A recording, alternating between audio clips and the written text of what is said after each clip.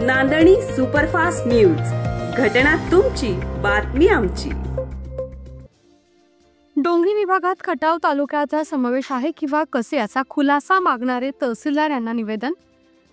सर्वसामान्य जनतेच्या व्यापक हिताचा विचार करून तत्कालीन महाराष्ट्र शासनाने खटाव तालुक्याचा डोंगरी विभागात समावेश करून शेतकरी व विद्यार्थी हिताला प्राधान्य दिले आहे।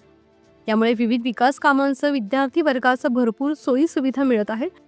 शासकीय सेवेतील आरक्षण, विविध विभागातील भरतीत सवलत यासह घरगुती योजना, आर्थिक योजना, वीज व रस्ते यासाठीचा अतिरिक्त निधी, आरोग्याच्या बाबतीतही अनेक सोयी सुविधा नागरिकांना मिळत होत्या व आहेत।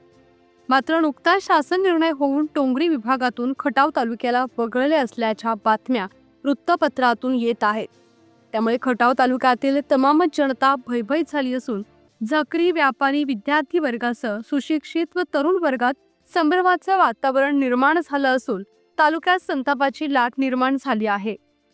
जनता व सर्वसामान्यांच्या हिताचा व्यापक विचार करून या शासन निर्णयाचा शोध घेता काही ठोस व खरी माहिती उपलब्ध होत नाही, तरी कृपया खटाव तालुक्याला डोंगरी विभागातून वगळण्याचा शासन निर्णय खरेच झाला आहे का? जर झाला असेल किंवा नसेल तर त्या शासन निर्णयाचा आपणाकडून तात्काळ सविस्तरपणे लेखी खुलासा मागणारे निवेदन खटावचे नायब तहसीलदार श्री गायकवाड साहेब यांना देताना राष्ट्रीय काँग्रेसचे doctor Mahesh Kurav, Vijayrao Shinde, Amarjit Kamble, doctor Santosh Godse, advocate Pralhad Sawant, Sunil Netke, Paresh Jadhav, Bapurao घारगे, धनंजय चव्हाण, सतीश घाडगे, चंद्रकांत सानप, सुरेश लंगडे, निलेश घारगे आदींच्या प्रमुख उपस्थितीमध्ये देण्यात आलं।